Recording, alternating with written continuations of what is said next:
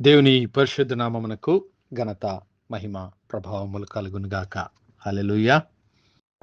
మరొకసారి ఈ అనుదిన బైబిల్ ధ్యానములకు మీ అందరినీ మన రక్షకుడు ప్రభు అయిన యేసు క్రీస్తుల వారి పరిశుద్ధ నామములో ప్రేమతో ఆహ్వానిస్తున్నాను. ప్రియులారా, యేసు క్రీస్తు ప్రభుల వారు బోధించినటువంటి ఉపమానములను మనము ధ్యానిస్తూ ఉన్నాము.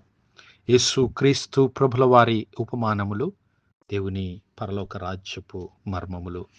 మరి ఆయన మార్కు సువార్త 4వ అధ్యాయము 26 నుంచి 29 వరకు ఉన్నటువంటి లేఖన భాగాల్లో మనము గమనించినట్లయితే ఇక్కడ ఉన్నటువంటి ఉపమానము ఒక విత్తబడినటువంటి విత్తనము, ఒక మొలకెత్తుతున్నటువంటి విత్తనము, ఒక పంటను ఫలిస్తున్నటువంటి విత్తనమును గురించి ఆయన ఒక ఉపమానాన్ని తెలియజేస్తూ ఉన్నాడు. 26 నుంచి 29 మనం చదువుకున్నట్లయితే, మరియు ఆయన అనగా యేసు క్రీస్తు ప్రభుల వారు, ఒక మనుష్యుడు భూమిలో విత్తనము చల్లి రాత్రింబవళ్ళు నిద్రించుచు మేల్కొనుచు ఉండగా వానికి తెలియని రీతిలో ఆ విత్తనము మొలిచి పెరిగినట్లే దేవుని రాజ్యమున్నది. భూమి మొదట మొలకను, తరువాత వెన్నును, అటు తర్వాత వెన్నులో ముదురు గింజలను తనంతట తానే పంటను పండిస్తుంది. కోతకాలం వచ్చినప్పుడు సేద్యగాడు వెంటనే కొడవలి పెట్టి కోయును అని చెప్పాను. దేవుని నామానికి మహిమ కలుగును గాక. ప్రియులారా, ఇక్కడ మనము ఆ విత్తనము విత్తుతున్నటువంటి ఆ మనుష్య కుమారుని చూసాము. ఆయన ఎవరు? యేసు క్రీస్తు ప్రభుల వారు. ఆయన విత్తుతున్నటువంటి విత్తనం ఏమిటి? దేవుని రాజ్య సువార్త, దేవుని వాక్యము. మరి ఆ భూమి దేనికి సాదృశ్యంగా ఉన్నది అంటే, ఆ భూమి నీకు నాకు సాదృశ్యంగా ఉంటున్నది. The soil, the sour, the seed, the soil. మరి ఈ దినము ద స్ప్రౌట్, ఆ మొలకను గురించి నేర్చుకుందాం. ప్రియులారా, ఆ మొలకను గురించి కొన్ని మాటలు నేర్చుకుందాం. మరి నిన్నటి దినాన చూసాము, మనుష్య కుమారుడు రాత్రింబగళ్ళు నిద్రిస్తూ ఉండగా, మేల్కొనుచు ఉండగా మరి ఆ విత్తనము మొలకెత్తుతూ ఉన్నది. అనగా యేసు క్రీస్తు ప్రభుల వారు ఆ వాక్యం అనేటువంటి దేవుని రాజ్య సువార్తను, విత్తనం అనేటువంటి దేవుని రాజ్య సువార్తను ఆయన ప్రకటించాడు. అనగా దేవుని రాజ్యమును ఈ లోకంలో ఆయన ప్రత్యక్షపరిచి ప్రకటించి ఆయన వెళ్ళిపోయాడు. అయితే ఆ దేవుని రాజ్యము ఏ విధంగా మొలకెత్తుతూ ఉంది? హల్లెలూయా. మొదట మొలకను భూమిలో నుండి మొదట మొలకను. ఈ భూమి మరి మట్టి అనగా నీవు, నేను, నా సహోదరుడా, నా సహోదరి, నరుడు. దేవుడు నేలమంటి నుంచి నరుని చేసినట్టు మనం చూసాం.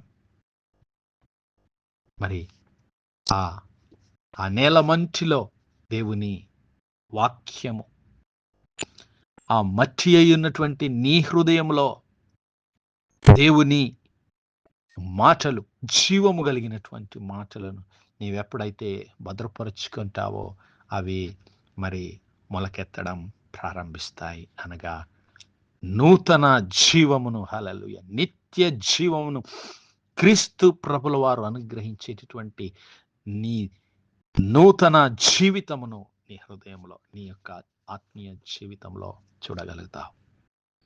కాగా ఎవడైనను క్రీస్తునందున్న ఎడల వాడు నూతన సృష్టి అని భక్తుడైనటువంటి పౌలు తెలియజేస్తున్నాడు. పాతవి గతించెను, ఇదిగో సమస్తము నూతనముగా చేయబడెను.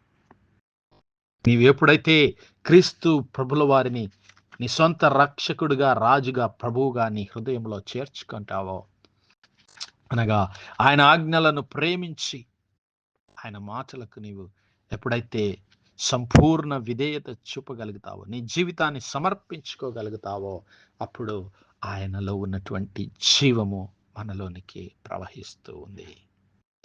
మరి ఆ భూమిలో విత్తినటువంటి విత్తనము ఏ విధంగానైతే మొలకెత్తి మరి పైకి వస్తుందో, ఆ విధంగా నీ జీవితము, నా జీవితము క్రీస్తు ప్రభుల వారు అనుగ్రహించేటటువంటి ఆ నూతన జన్మ అనుభవంలో నిత్య జీవంలోనికి నడిపించబడుతోంది. మనందరికీ తెలిసినటువంటి లేఖన భాగం, యేసు క్రీస్తు ప్రభుల వారు ఆ యూదుల అధికారి అయినటువంటి నీకోదేమను పరిసయ్యునితో పలికినటువంటి మాటలు. ఆయన ఒక రాత్రి యందు నీకోదేము యేసు యొద్దకు వచ్చాడు. అతడు రాత్రి యందు ఆయన యొద్దకు వచ్చి, బోధకుడా, నీవు దేవుని యొద్ద నుండి వచ్చిన బోధకుడవని మేమెరుగుదము.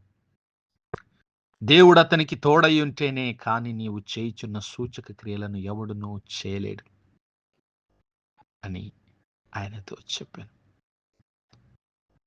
ఆ యొక్క నికోదేము యేసు క్రీస్తు ప్రభుల వారిని మెస్సియాగా గుర్తిస్తూ ఉన్నాడు. అయ్యా, నీవు చేసే సూచక క్రియలు, నీవు చేసే అద్భుత కార్యాలు సామాన్యమైనవి కావు. దేవుని తోడు లేకుండా, దేవుని సన్నిధి లేకుండా ఇవి ఏమీ జరగవు అన్నప్పుడు యేసయ్య అంటున్నాడు. అందుకు యేసు అతనితో, ఒకడు క్రొత్తగా జన్మించితేనే గాని అతడు దేవుని రాజ్యమును చూడలేడని నీతో నిశ్చయముగా చెప్పుచున్నాను. హల్లెలూయా. నీవు నూతన జన్మ అనుభవంలోనికి నడిపించబడితేనే కానీ దేవుని రాజ్యంలోనికి నీవు ప్రవేశించలేవు. అనగా నీవు దేవుని వాక్య మూలముగా జన్మిస్తేనే గాని, దేవుని పరిశుద్ధాత్మ మూలముగా నీవు జన్మిస్తేనే కానీ దేవుని రాజ్యంలో నీవు చేరలేవు అంటున్నాడు యేసయ్య. మరి యేసయ్య మాటలో మరి జీవమున్నది. ఆయన మాటలు ఆత్మయు జీవమునై ఉన్నవని ఆయన మరి శిష్యులకు బోధిస్తున్నాడు. యోహాను సువార్త 6వ అధ్యాయం 63వ వచనాన్ని మనం గమనిస్తే, ఆత్మయే జీవింపజేయుచున్నది, శరీరము కేవలము నిష్ప్రయోజనము. నేను మీతో చెప్పి ఉన్న మాటలు ఆత్మయు జీవమును అయ్యున్నవి. హల్లెలూయా. యేసయ్య పలికినటువంటి మాటలలో జీవమున్నది. యేసయ్య పలికినటువంటి మాటలలో మరి దేవుని జీవమున్నది. ఆ మాటలు పరిశుద్ధాత్మ దేవుని ద్వారా పలకబడినటువంటి మాటలు. ఎప్పుడైతే నీవు ఆ మాటలకు సంపూర్ణ విధేయత చూపగలుగుతావో, నీ జీవితము నూతనంగా చేయబడి నూతన జీవము నీలోనికి ప్రవేశిస్తూ ఉంది. ఎందుకంటే మరి దేవుని వాక్యము సజీవమై బలము గలదై ఉన్నటువంటిది, సజీవమైనటువంటిది, బలము కలిగినటువంటిది. ఆ యొక్క విత్తనము, ఆ విత్తనములో నుంచి నీవు నేను నూతన జన్మను ఆ యొక్క పరిశుద్ధాత్మని ద్వారా పొందుకొనవలసిన వారమై ఉన్నాం. మీరు క్షయ బీజము నుండి కాక శాశ్వతమగు జీవము గల దేవుని వాక్యమూలముగా అక్షయ బీజము నుండి పుట్టింపబడిన వారు గనుక. హల్లెలూయా. ఈ లోక సంబంధమైనటువంటి విత్తనాలు అవి క్షయమైపోయేటటువంటి విత్తనాలు. ఆయన మరి ఆ క్షయమైపోయేటటువంటి విత్తనాలను అక్షయమైనటువంటి బీజము, అక్షయమైనటువంటి విత్తనంతో పోలుస్తూ ఉన్నాడు. ఆ అక్షయమైనటువంటి విత్తనమే దేవుని వాక్యము. శాశ్వతముగు జీవము గల దేవుని వాక్యము అక్షయ బీజము. హల్లెలూయా. అది మరి నశించిపోనటువంటిది, నాశనము లేనటువంటిది దేవుని వాక్యం. భూమియు ఆకాశమును గతించిపోవును గాని నా మాటలేదియు గతించిపోవని యేసయ్య సెలవిచ్చాడు. నా సహోదరుడా, నా సహోదరి, మరి ఆ యేసు క్రీస్తు ప్రభుల వారు ఆజ్ఞాపించినటువంటి ఆ జీవపు మాటలు ఈరోజు నీ హృదయంలో ఉంటే నీ ఆత్మీయ జీవితము మొట్టమొదటిగా మొలకెత్తుతుంది. హల్లెలూయా. మొట్టమొదటిగా మొలకెత్తుతుంది. దేవునిలో నాటబడినప్పుడు అది మొలకెత్తుతుంది. దేవుని మాటలకు నీవు విధేయత చూపినప్పుడు ఆ మాటలో ఉన్నటువంటి జీవము నీ జీవితంలోనికి ప్రవేశిస్తుంది. ఆ జీవితము మొట్టమొదటిగా మరి మొలక ఎంత మరి సున్నితంగా ఉంటుందో మొలక వలె ఎంత సన్నగా మొలకెత్తుతుందో అలాగున మొట్టమొదటిగా చిన్నగా ప్రారంభమైనటువంటి ఆ దేవుని శక్తి, చిన్నగా ప్రారంభమైనటువంటి దేవుని అభిషేకము, పరిశుద్ధాత్మ దేవుని అభిషేకము, ఇదిగో మొదట మొలక, చిన్నదే మొలక తీసేస్తే ఊరికే ఏ పాటి బలము అవసరం లేకుండా మరి తీసివేస్తే విరిగిపోయేటటువంటిది, చాలా మరి సున్నితమైనటువంటి మొలక వలె ఉండి ఆ తర్వాత వెన్నును, అటు తర్వాత వెన్నులో ముదురు గింజలను తనంతట తానే పండిస్తూ. హల్లెలూయా. నా సహోదరుడా, నా సహోదరి, ఈరోజు నీ జీవితంలో ఆ మొలకైనటువంటి యేసుక్రీస్తు ప్రభుల వారు ఆ యొక్క మరి యెషయా గ్రంథం మనం చూస్తే, యెషయా గ్రంథం 11వ అధ్యాయంలో ఆయన యెషయి మొద్దు నుండి చిగురు పుట్టును. హల్లెలూయా.